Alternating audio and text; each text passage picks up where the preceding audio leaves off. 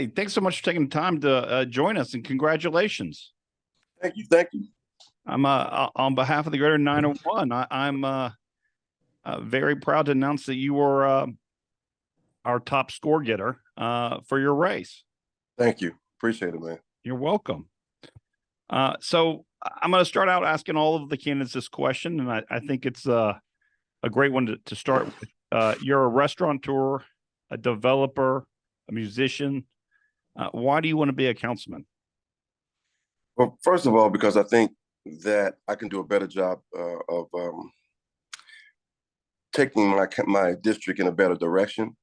I've seen some decay and some things happening in my district that I feel just not there. It's not where the direction in which we want to go.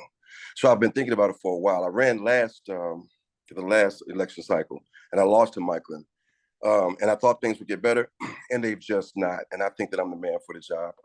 To give a person a chance, and if they can't, if you see that they're not doing what you need them to do, or if the district is not going in the direction you think it should be going, then there needs to be a change. And I think I can bring that change. Well, look, when 65% of the city says we're going the wrong direction, clearly there's opportunity for change. One of the things that struck me the most out of your questionnaire that you submitted to the Greater 901, you said surviving is not living, Yes. and that living hand to mouth isn't living. No, it's not.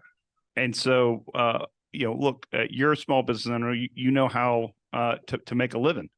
You've done it quite successfully. So how are you going to bring those skills to the Memphis City Council? Well, the first thing I want to redevelop District 7 and give people a stake in their lives by giving them a portion of the American dream that we all dream about and we all talk about. That's home ownership, and then taking a stake in their lives, not just at home, but at work. I want to bring commerce or bring businesses back to District 7 so people can be proud of where they work and where they live. I think that if a person has a home and that they're vested in what they do, I mean, it's more often than not that they'll take care of it.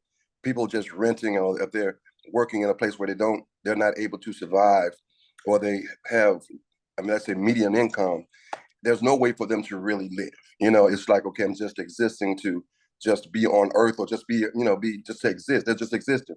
But if we have a chance to give these people jobs that will allow them to take care of their family so they can save up for maybe vacations or save up to go out to eat and things of that nature every now and again, to have a treat for their family. And then, like I said, have a home that they own and that they can raise their family in, and pass down. I think that's something that gives people hope and let them know that they're not just forgotten, and it is a part of the American dream to have home ownership and just to have a stake in the American philosophy. I couldn't agree more. And part of having hope is feeling safe and secure in your neighborhood. I Absolutely. That the Memphis Police and Fire Association endorsed you. Why Right. they endorse you? I think because they know that I know what I don't know. And the thing is, I want these guys, I hope, let me go back and say, I would assume that they have an idea of what needs to happen to make the city better and safe. Because if they don't, we're in trouble. But I know, so I would leave it to those who work it, who live it every day. They work it every day. They have solutions, or we can sit down and talk and say, okay, this is the direction I feel we should go. And because they're astute and they are on the ground and they know exactly what's happening, I feel that we can depend on them to tell us what they need. And I think we should help in any initiative that they present to us, because again, they know. I don't. I've never been a police officer, never been a firefighter, never been anybody, an EMT that goes out to people's houses, to rescue them in their time of need. But if they know what they need, I mean, and I can sit down and talk to them, we can reason. I think we can come up with a solution from them on how the city can be safer and how we can help our fire department. Now, you spent quite some time on Beale Street downtown. Is a part of your everyday life. Right. What do we do to protect downtown? That's a great question. Again, we have to talk to make sure the police are on board. Try to come up with different ideas of how to keep, I guess, an element of I guess, a menacing element from down there. maybe set the barricade thing. I think it works to a certain degree, but I think it kind of. And Larry, just real fast, when you say menacing element, let's try to define this a little bit more.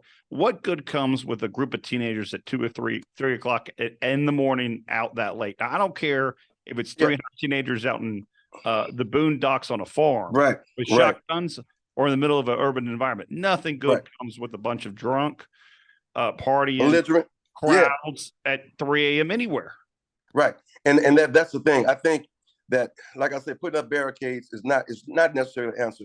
Some of us parents have to take ownership of some of the things that we do. Do you know? I remember when I was a young man, there would be a guy on television. It sounds cliche, but that man would ask parents, "Do you know where your children are?" And in that, if they didn't know, I mean, I don't know how they wouldn't know.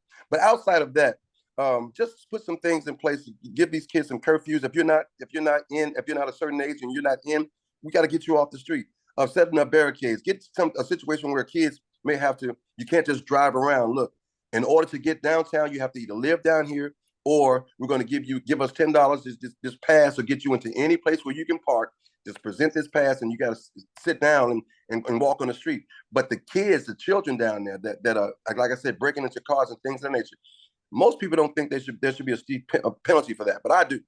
I think if you do the crime, you should do the time. That's just me. Because if you give somebody a slap on the wrist, that's no deterrent. We need to actually let people know that there are consequences for bad behavior, and I think that we should try to implement that. I mean, I don't want anybody to be done wrong unjustly, but I do think there should be consequences for people's actions. Now, one of the things that you mentioned, having a role model, father figures, the community supports you. How, as a council member, will you engage with the community so they look at you as a role model within the community and the visibility that you would give the district?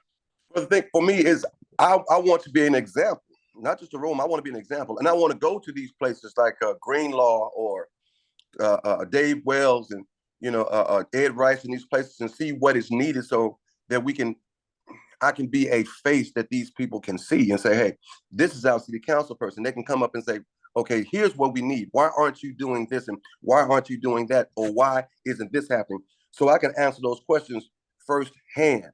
And then I want to talk to some of our community leaders and our church leaders and say, okay, how can you guys be at church on Friday, on maybe a Sunday morning or a Wednesday night, and not be in some child's life, being pastors, or being the elders, or being any male or female in church? Why can't you take a stake in some of these kids' life and try to get the community involved? Outside of me being out there on the streets and walking the walk, why can't we get other people involved who have a stake in some of these young people's lives? But I know I want to be there. I was listening to someone the other day talk about the ideas that I gave them ideas about what should be in some of the communities, what should be in the libraries. And I said, well, we need that. Yeah, we do. But outside of me, I'm just one person. We need the community. We need everyone to act as if we're a village and to actually help. Go out of your way to be responsible for someone you don't know. And that's incredible. That's an incredible, first of all, it's an incredible thought, but go out of your way to be responsible for someone you don't know. And I think that's what we can do. And now, Larry, you're in a very crowded race. You're challenging an incumbent. Why do you think so many people are challenging the incumbent in this race? I think it's the most challenged race. I don't know if people think that she's beatable, but all consensus is she's not liked. Mm-hmm. She only comes out to the community when she needs something from them, not when we need anything from her. Just following her track record, she's not really shown that she's done anything for the district. Like I said, she only shows up when it's time for her to be reelected, or if she needs something from the district. But I think people just feel like she's a beautiful I got you. Candidate without bashing her. And because if you look at her track record, and it's made the news, you will see that it appears that she's not for the district. It's all about something self-serving rather than her serving the district. And I think that's why people don't like her. I appreciate it. In their first 100 days, first 6 months, what would you like to see accomplished from the city council? Well, I'd like to see us try to figure out what we can do about this, our police department and making the city safe. That's first and foremost. Trying to see what we can do to engage the district to make them feel that someone is actually listening, and see how we can turn those things around and try to get some type of development going, or let's start talking to people about what we can do to develop and get things back over into the district. But the most important thing for us is safety for our citizens, because I mean that's the number one thing for them. So if it's number one thing for them, it should be the number one thing for us.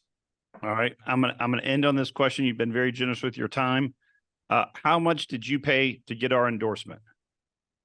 I think $1. No, I'm sorry, zero. Zero.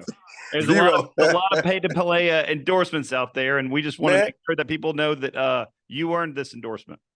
I appreciate it, man. Thank you so much. And you know, I need money though. I'm still trying to campaign. So if you know anybody out there that wants to donate to the campaign, let them know. All right, where do they go, Larry? They can go well for me. You can go to my Facebook account. So it's my political Facebook on Instagram, or you can, let me see here. I'll pull it up right now. If y'all don't mind me, you can send to larry.springfield@yahoo, or you can go to, because some people don't have this Anodot thing. That thing is so wonderful. But you can go to larry.springfield@yahoo.com or Larry Springfield on Cash App, and we can take a donation there. All right. Terrific. I appreciate it, Larry. Thank you so much for your time. Man, Chance, I appreciate you guys. And believe me, I'm going to do all I can to turn things around in District 7. I just need your help. I just need your vote. All right. There you go. Larry Springfield. Thank you, man. Appreciate it. Appreciate it. Bye-bye.